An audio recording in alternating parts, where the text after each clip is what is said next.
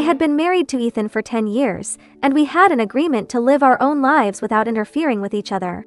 He had his companions, and I had my secret confidant. I thought our days would continue in this lukewarm manner, until I met a younger man who touched my heart. He wanted nothing from me, only to be with me. I was moved, and that very night, I asked Ethan for a divorce. Ethan, however, was furious. His eyes were bloodshot as he spoke each word clearly into my ear. "Nina, you will never get a divorce from me in this lifetime." Chapter 1. Today, I spent half the day hiking with my young companion and spent the night counting stars. Young people really have too much energy.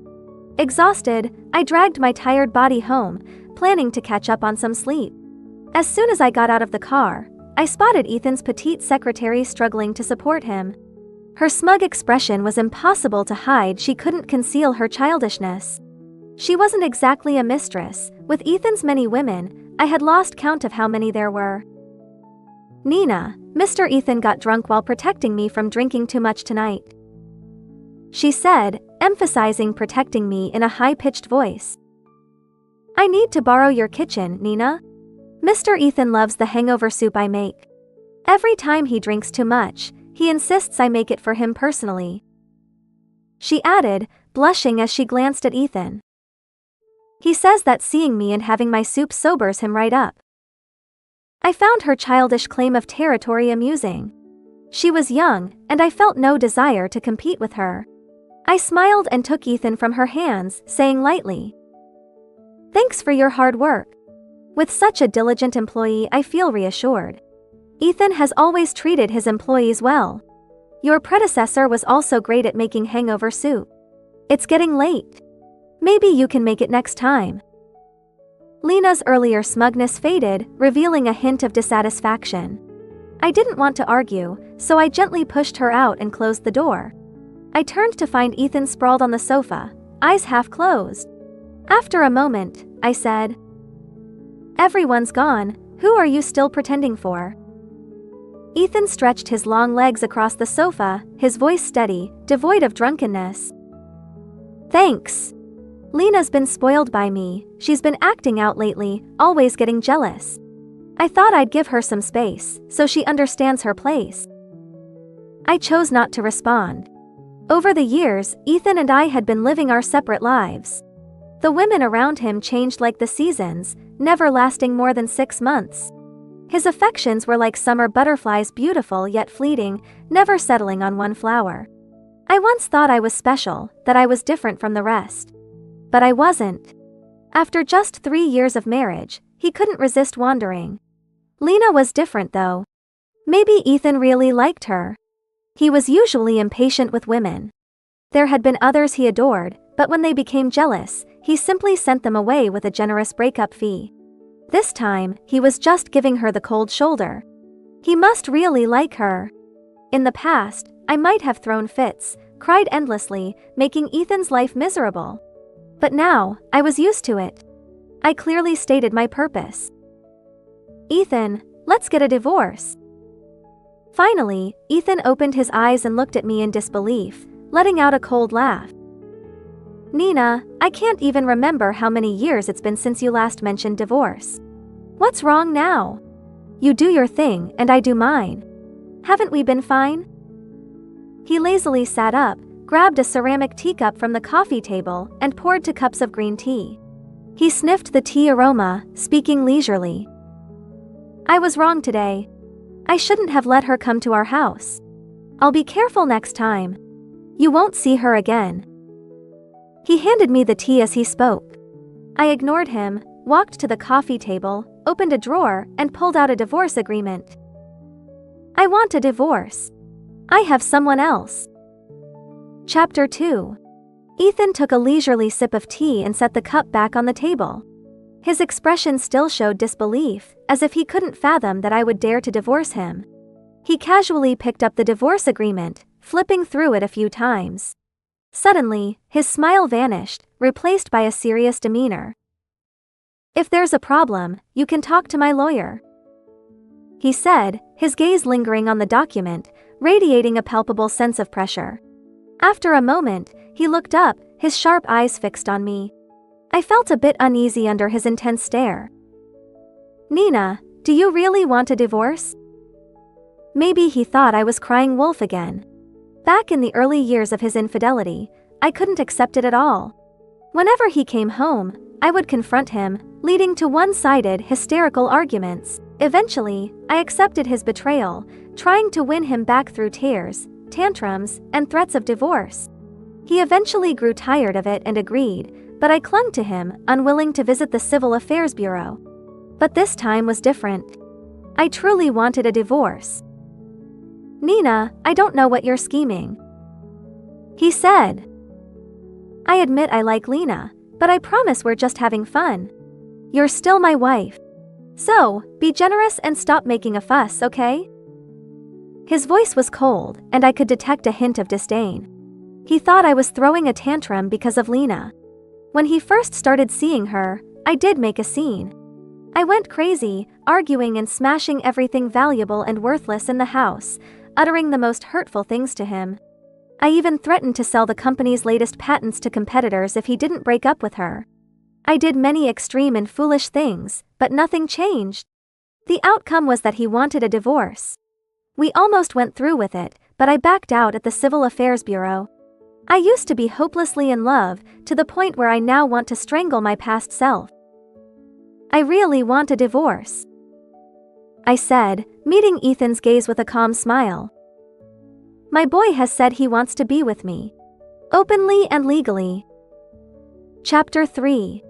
Ethan's brow furrowed, and he seemed momentarily stunned.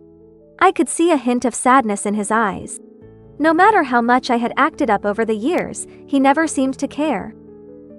"Nina, stop being so childish. You're 30 now, don't you know better?" Yes, being 30 can't compete with the youthful energy of 20-somethings. Besides, Ethan had never considered any girl over 25. I didn't need him to remind me of my age. "Yeah, I'm 30, but I want a fresh start. This time, I'm really letting go and giving you your freedom, Ethan." Ethan fell silent. The soft, warm light highlighted his face, accentuating his sculpted features. He was truly handsome. Time had been kind to him, bestowing upon him the mature charm unique to successful men. He unconsciously rubbed his thumb with his index finger, a habit he had when deep in thought. After a few seconds, he spoke. "Is it that boy I saw with you at the cinema last time?" I nodded. Luke often told me I was too reserved, that it might make me sick. He had dragged me to see a horror movie, and I ended up clinging to him the entire time. I was still shaken when we ran into Ethan and Lena afterward. Judging by their movie choice, they must have watched the latest popular romance. Luke greeted Ethan with a smile, but Ethan's expression showed his displeasure, though he didn't say anything. After all, we had agreed not to interfere in each other's lives, and we had both stuck to that unspoken rule for years. Thinking of Luke lifted my spirits. Today, he had taken me shopping to help him pick out a tie. He didn't find a tie, but he did spot a diamond ring. I was completely taken by surprise when he knelt down on one knee, looking genuinely sincere. "Nina, marry me. I'm serious. The ring might be a bit small, but I couldn't wait. Let's get married first, and we can upgrade the ring later. I don't want to see you sad. I love seeing you smile. Marry me, and every day will be happy." Luke's handsome face drew the attention of onlookers. Even the sales clerk nearby wore an expression of admiration and envy. I looked at the 1-carat ring he held, sparkling brilliantly. I felt a rush of emotion. My life had been so gray in recent years, like a suffocating fog. Luke's bright eyes held such sincerity and passion that they felt almost scorching. Yes, in that moment, I was moved. I was touched by Luke's sincerity and courage. I wanted to embrace a new life, one without Ethan. Chapter 4. I once thought I would be entangled with Ethan for the rest of my life. From 15 to 30, he had been part of half my existence. Over the years, he came home less and less. When I did see him, I would initially lose control and argue. Eventually, my love burned out, and I learned to be silent.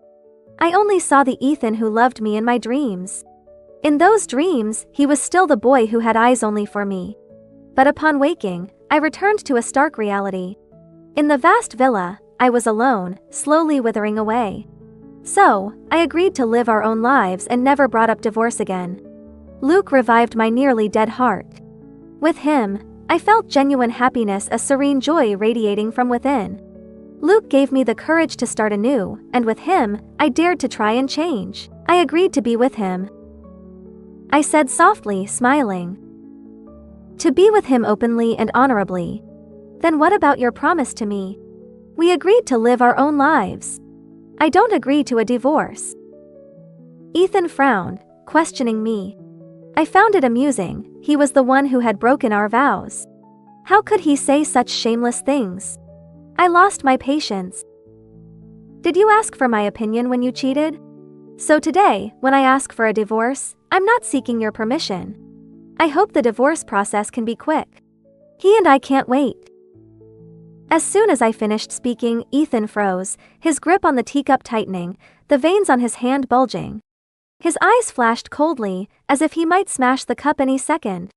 He sneered. I used to think you were just stubborn. I didn't expect you to be foolish too. What can that young boy give you? What can he afford? He stared at the 1-carat diamond ring on my finger, continuing. Such a small ring, and he proposes with that? He seemed to forget that when he proposed to me, he was even poorer than Luke is now, and his ring was smaller too. When we got married, the company was just starting to take off. Ethan later replaced my ring with a 10-carat diamond, but what did it matter? A ring couldn't keep him or his heart. I want a divorce, Ethan. Let's free each other and start new lives. Before I could finish, he smashed the cup onto the ground, the beautiful pattern shattering into pieces. Ethan strode over, gripping my arms painfully. I struggled to break free. You have no right. I don't love you anymore, and you don't love me either. You can have all the houses, I only want 30% of the company shares. I don't want to waste any more time on you. I turned my head to avoid looking into his eyes, focusing instead on the shattered ceramic pieces on the floor. My words seemed to infuriate him. He yanked me and threw me onto the sofa, his face twisted with rage. Then his body pressed down on mine, his hand pulling my nightgown down. Ethan glanced at my exposed skin, his eyes filled with something primal. I raised my hand to slap him, but he caught it, pinning it above my head. He kissed me forcefully, invading my mouth with his unfamiliar scent, while his other hand slid down my body, stopping at my lower back. In that moment, I felt a wave of disgust. I kicked him in the groin and pushed him away, frantically wiping my lips to erase Ethan's presence. He seemed stunned, staring at me in silence, his eyes bloodshot. After a long pause, he finally spoke. We agreed to live our own lives and never mention divorce. Have you forgotten? Nina, you will never get a divorce from me. Chapter 5. Thinking about Ethan's forced kiss earlier made me feel disdained. I spent 2 hours in the bathroom before coming out. While drying my hair, Luke called. His gentle voice came through the phone. Did you miss me today? No. I replied honestly, having spent the day dealing with lawyers about property division. I missed you.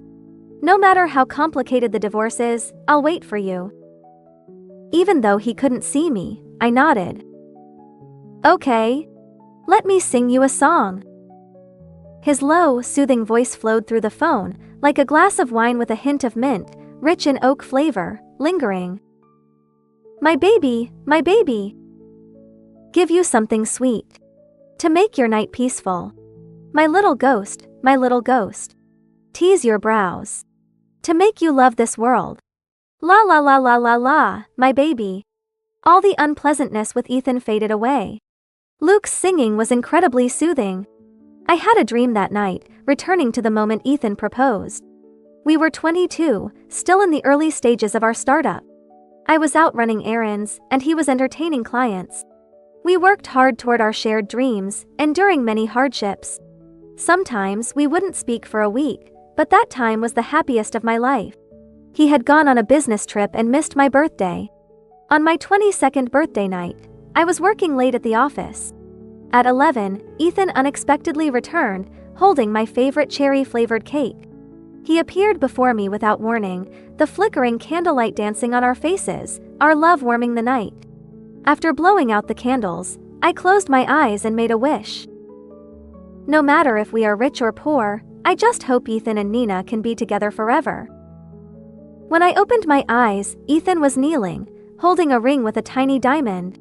I was so moved that tears filled my eyes. Ethan smiled, his brows relaxed. "Nina, I love you.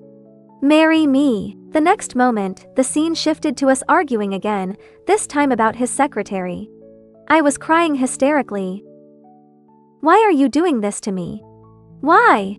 You said Ethan would protect Nina forever. You said it yourself."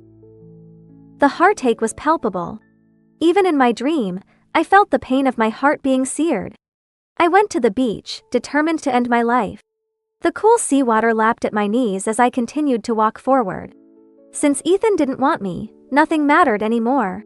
The water finally covered my nose, filling my mouth with salty, slightly bitter seawater. My consciousness began to blur. In the haze, I heard Luke's frantic voice. "Nina, you silly woman. Nina, don't sleep.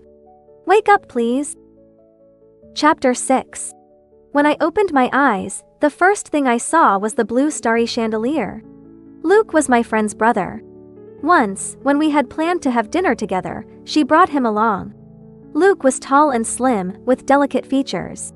I remembered my friend always liked this type of college guy. I half-jokingly asked, "Is this your new boy?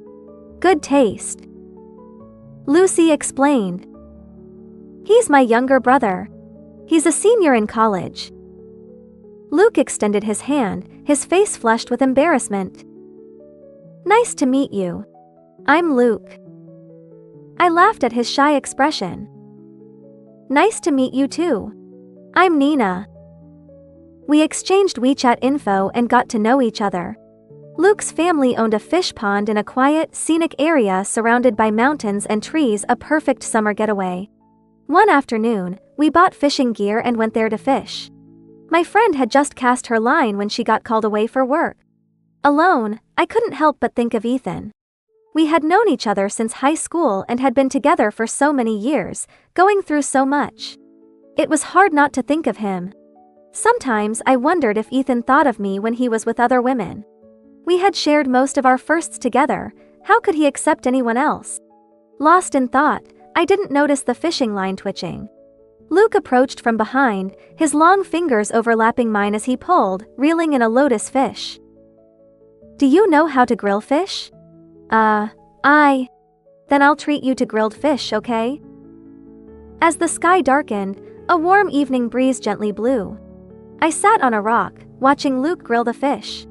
He carefully turned it to ensure it cooked evenly. The dancing flames highlighted his handsome profile. Luke's gaze shifted from the fish to me. He stared for a couple of seconds before speaking. "Nina, you look so ugly when you frown. You should smile more." I turned away. "Do I frown often? I never noticed." "Nina, do you know you look like an old lady?" Luke stopped grilling. The moonlight cast a soft glow on his delicate features, while cicadas chirped in the background. His gaze was intense. "Even though you look young on the outside, inside you're lifeless. You're just waiting for time to pass, hoping to quickly become an old lady. You're torturing yourself. Nina, I like you. Why don't you give us a try?" I thought he was joking, so I didn't take him seriously. Later, Luke started pursuing me aggressively, inviting me to meals, taking me to movies, always choosing horror films to make me cling to him through the entire show. When I was upset, he would sing to cheer me up. He often tricked me into going to his resort, teaching me how to ski. Only then did I realize this kid was serious. Of course, I couldn't ruin his future, so I candidly told him about my situation. To my surprise, Luke already knew. "Your husband changes women like clothes. He doesn't care about you. Nina, whether you like me or not, for your own sake, you should get a divorce." Should I get a divorce? For myself? Chapter 7. Since I mentioned divorce to Ethan, he hadn't come home for 2 weeks. I didn't want to wait another second. I had my personal lawyer contact Ethan to discuss it. Lena called me around that time. She said in a high-pitched voice, "Nina, Mr. Ethan was really upset when you mentioned divorce. Nina, you are very important to Mr. Ethan. I've persuaded him to talk things out with you. You must have misunderstood each other." "What a strategy," I sneered. "Who are you calling sister? My parents only have one daughter. Where did this shameless sister come from?" She was taken aback, clearly angry. "Nina, don't be ungrateful. No wonder Mr. Ethan says you're boring. Ethan pities you, that's why he won't divorce you. He stopped loving you a long time ago." I laughed, finding it amusing. "I don't care for a man who doesn't respect himself. If you want him, you can have him. If you value him, he's yours." "You crazy woman, you." I hung up before she could finish. If she wanted to provoke me, she should know her place. That afternoon, Ethan, who had been away on a 2-week business trip, came home. I was about to ask him how he felt about the divorce when he threw his phone in front of me, full of anger. "What's this about?" Confused, I looked at the screen. The bold headline read, "High society couple living separate lives. Ethan's wife allegedly dating a younger man, possibly pregnant." The accompanying photo showed me in a hospital bed with Luke beside me, peeling an apple. It was from when I had surgery for acute gastritis. Luke had pushed work at the resort aside to take care of me for a week. A paparazzo must have snapped the photo. At the time, Ethan was on vacation in another country with Lena, so I didn't tell him. Even if he knew, he wouldn't have cared. I had already lost hope in him, he didn't love me anymore, and I wouldn't humiliate myself by disturbing them. I was hospitalized, and Luke took care of me. "You were probably admiring cherry blossoms in Japan with Lena then." Ethan looked stunned, then asked, "So, you let this boy take care of you? Nina, stop seeing him. What about you? Can you fire Lena?" I retorted. He fell silent, his dark eyes fixed on mine. After a moment, he spoke. "If I fire Lena, will you not divorce me?" His tone was so sure, as if I would definitely agree. Hearing his answer didn't make me happy. I used to think that without Lena, Ethan would come back to me. But if it wasn't Lena, there would be someone else. Young, pure, and beautiful girls would always be there. I realized the problem wasn't with the girls, it was that Ethan couldn't resist temptation. He was tired of me and wanted something new. He was like a born sailor, never settling at one port. I calmly met his eyes and said slowly, "I don't love you anymore. No matter what, I will divorce you." Ethan was too confident. He thought a simple gesture would make me come back. He was too self-assured. I no longer loved him. Living under the same roof with him made me feel sick. "It's better for both of us to divorce. Isn't that what you wanted?" He suddenly raised his voice, shouting from behind me, "You're giving up on 10 years of our relationship for a young boy. Is it worth it?" I walked to the coffee table, picking up the Maserati keys. "He's more worth it than you." Then I turned to leave for my other house. Ethan grabbed my right hand, his voice low. I knew this meant he was angry. "Where are you going?" "To meet him." I pried his fingers off one by one and walked out of the villa. "Nina, do you have a heart? What do you want? You can't see him anymore." His yelling echoed in the living room. I ignored his angry cries and walked out the front door. Just as I reached my other villa, Luke called, asking where I was. He said he knew who had sold the photos to the media. Chapter 8. I didn't need Luke to investigate, I already knew who it was. 10 minutes later, Luke arrived, looking concerned. His first words were, "Nina, I've taken care of those false reports. Don't let them get to you. Why didn't you call me sister?" He seemed surprised by my question, pausing for a moment before smiling, his lips forming a perfect arc. "Because in my heart, you're more than just a sister. but if you like it, I'll call you that. There was a loud knock on the door, accompanied by Ethan's shouting. Nina, why did you bring him to our house? If I hadn't followed you, what were you planning to do? Luke blocked me and opened the door. Ethan stormed in, his face a mask of rage. What are you two doing here? Luke didn't back down. Why don't you control your girlfriend? Selling photos to the media and fabricating stories. Ethan walked towards me, speaking urgently. Nina, I fired Lena. Please, don't be mad at me. His voice was pleading and panicked. I hadn't seen him like this in years. In the 3rd year of our marriage, I found lipstick marks on his shirt that didn't match any of mine. Tears streamed down my face as I questioned him. He had the same guilty, panicked look, begging for my forgiveness. He knelt, swearing he had just been with a client, thinking only of me. The 2nd time, he smelled of another woman's perfume and unmistakable orange scent. He couldn't have missed it. I screamed and cried, asking if he no longer loved me. He looked innocent, saying, I was drunk. The girl looked like you. Nina, you're the only one I love. The 3rd time, I caught him in a KTV room with a girl. I wanted to slap him but held back. After that, he stopped pretending. It's all those girls throwing themselves at me. I don't like them. It's just an act. Nina, you have to understand me. He wanted me to understand him, and then he started staying out all night. Then came Lena. He said he liked her spirit, how she reminded him of me. How ridiculous. I wasn't dead. He didn't love me, so why find a younger version of me? The kiss marks on him hurt my eyes, making me shut them in despair. The pain felt like someone branding my heart with a hot iron. Chapter 9. I looked at Ethan, tall, handsome, and wealthy. No wonder I loved him for so many years. I once thought he was mine alone. Past memories resurfaced, pure and beautiful but ultimately fading away. I knew there was no going back. I told Ethan, I don't trust you anymore. You've lied too many times. He grabbed me, his eyes bloodshot. Who do you trust him? His grip left red marks on my arm. I tried to pull away.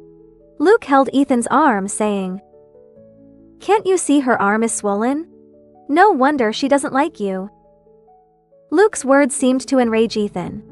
He punched Luke, who retaliated, and they started fighting. I stepped in, pulling Luke behind me. Ethan's eyes were filled with sadness as he saw my action. I said coldly, Leave, Ethan. I've never asked you for anything. Just one thing, sign the divorce papers quickly. Ethan stared at me for a long time, his voice trembling. Nina, do you really not want me anymore? I went to get the first aid kit. Ethan watched as I tended to Luke's injuries. Luke whispered, Nina, it really hurts. Ethan, I'm hurt too. Don't you care at all? Ethan cried. I had never seen him cry, except once at our wedding when he teared up, saying, I finally married the love of my life. Loving me was real, and so was not loving me now. How pathetic. Ethan slumped on the sofa, looking defeated. Are you really going to let him stay here? Don't forget this is my house. I was dressing Luke's wounds when he said, I can't leave tonight. He glanced at Ethan and continued, There are plenty of rooms here. Maybe I should just. Ethan charged at him again. I stopped him. Ethan, we're almost done. We're better apart. Please. Ethan choked up, wanting to say something but remained silent. He left, looking dejected. Luke said, Nina, there's no such thing as a reformed playboy, only a temporary rest. You should love someone who is inherently good, like me. Chapter 10. The next day, I went to the company to handle the shares. I decided to sell my shares, cutting all ties with Ethan. In the elevator, I ran into Lena. She was carrying a large box, her eyes swollen, mascara smudging her face, looking lost and defeated. People around us whispered, their faces mocking. Lena had relied on Ethan's favor, growing arrogant without improving her skills, lording over the company. Everyone had tolerated her long enough. Now that Ethan no longer protected her, she was nothing. Outside the elevator, she looked at me with a twisted face, shouting, "Do you think Ethan won't divorce you because he loves you? He just doesn't want you to take his money. Ethan said he loves me and doesn't care about you." I looked at the girl who resembled me. When she first joined the company, I was still active. She worked diligently, full of ambition. She once told me over coffee, "Nina, I want to be an independent woman like you." But that ambitious girl was gone, turned into a caged bird by Ethan. It was sad. I found it laughable. "Lena, you've changed. You've become a caged bird. But remember, a bird's fate is in its owner's hands. Instead of worrying about me, think about yourself. I wish you the best. At 30, Ethan can't love you. Don't be so smug." She screamed like a madwoman ready to pull my hair. I stepped back. Ethan emerged from the elevator, harshly grabbing her hands. "What are you doing? Stay away from Nina." Lena looked shocked, tearfully pleading. "Ethan, you won't abandon me, right? I'll behave. I won't disturb Nina anymore. Don't leave me alone, I'm scared." I didn't want to watch their drama and turned to leave. Ethan pushed Lena aside to chase me. "I've always loved Nina. If you come near her again, I'll take back the $2 million compensation." How ironic. After 3 years of pampering, he said he didn't love her. Maybe Ethan loved no one but himself. He wanted different women to bring different experiences. It took me 15 years to see him clearly. Luke was right, I should love someone inherently good. Chapter 11. Leaving the company, Ethan caught up with me, grabbing my hand. "Nina, let's talk. Unless it's about divorce, there's nothing to talk about." I shook off his hand. "I'll agree to the divorce." Ethan took me to a restaurant we frequented in college, known for its crab. I loved crab, and Ethan used to shell them for me. Back then, we were poor. Ethan worked part-time at the restaurant and did tutoring. He was always busy. I told him, "I'd rather have time with you than eat crab." He replied, "Who said it's for you? I just like shelling crabs." Later, when we could afford the best crab, he never shelled them for me again. "When will you sign the papers? Nina, remember this place?" Ethan's eyes were sad. Could he feel pain too? "If it's not about divorce, don't waste my time." I stood to leave. He grabbed my hand, pleading, "Nina, live with me for a month. Just us. Give us a chance." Did he think a month could change my mind? I scoffed. "It's useless, Ethan. There's no going back." Over the years, I gave him many chances, and he squandered them. Crying and begging now was too late. Ethan's eyes lit up. "You're afraid, Nina? You still love me, right?" To finalize the divorce, I agreed to 1 month. "During this time, you can't force me to do anything I don't like. After a month, you must agree to the divorce." Ethan's face brightened as if he had received a priceless treasure. "Nina, remember this place?" The owner recognized us, saying he couldn't believe we were still together. We used to rent a top-floor apartment with no air conditioning. In summer, we planted flowers on the balcony and set up a tent. When we couldn't sleep, I'd hold you and watch old movies. Nina, that was the happiest time of my life. I wish I could go back and tell my younger self not to let go of the best girl in the world. Ethan reminisced, his face showing longing. I felt bored. I had replayed these moments countless times during sleepless nights. I used to hope they could make him stay, but they didn't. A month passed quickly. Today was the last day. Ethan came home early, making an elaborate dinner with candles and a bouquet of roses. He took out a necklace worth millions. Only then did I remember today was our 10th wedding anniversary. He held the necklace, trying to put it on me. I turned away. It's too expensive. I can't accept it. He froze, looking sorrowful. Nina, give us one more chance. Haven't we been getting along well this month? I couldn't tell if he was pretending or genuinely didn't understand. I no longer loved him. The Nina who loved Ethan was destroyed by him. Ethan, I don't love you.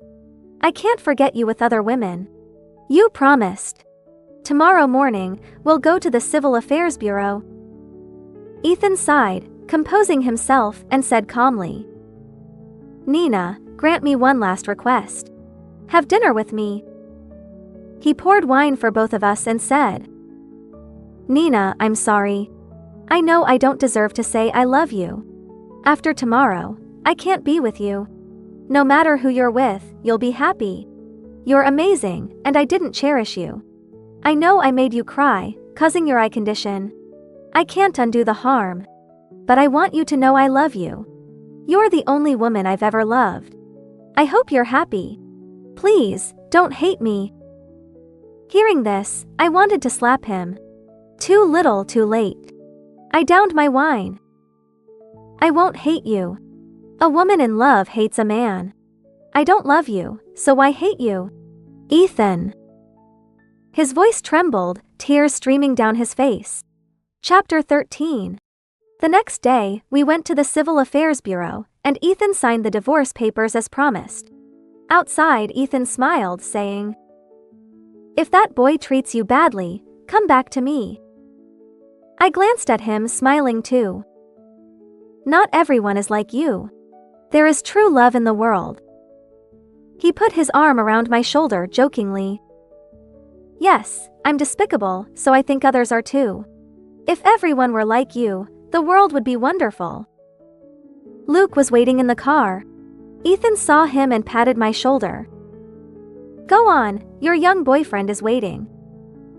I walked to the black Maybach, looking back once before getting in. The red glow cast long shadows, stretching with distance. At the next corner, he turned left and disappeared from view. The fleeting glimpse of youth's end left us both in the mundane. The moon I reached for wasn't mine, though its light once brightened my world. He will move on to the next part of his life, and I will pursue my passion. A year later, I married Luke. Ethan didn't attend but sent a generous gift. He was in Argentina, calling on my wedding day, the backdrop a vast waterfall. Standing before the waterfall, soaked but unfazed, he said, Nina, I've come to see the Iguazu Falls you wanted to see. Long ago, I told him, if you ever wrong me, take me to the world's end to see the Iguazu Falls. Maybe I'll forgive you. He asked, what if you don't come? I replied, it means I don't want to forgive you. The screen showed the roaring waterfall, mist rising. Ethan whispered, Nina, happy wedding. You'll be happy, I won't say more. I whispered back in my heart, Ethan, I wish you happiness. Luke called from a distance, honey, come for a family photo. Wait, your dress is long. I'll come to get you. The phone screen had long gone dark. I didn't know when Ethan ended the call. I sighed, feeling a tear fall as I rubbed my eye. Some people are meant to be a beautiful chapter in your life, then become a distant memory. I'm grateful for our meeting, but it's time to let go. Ethan, this time, we will be happy.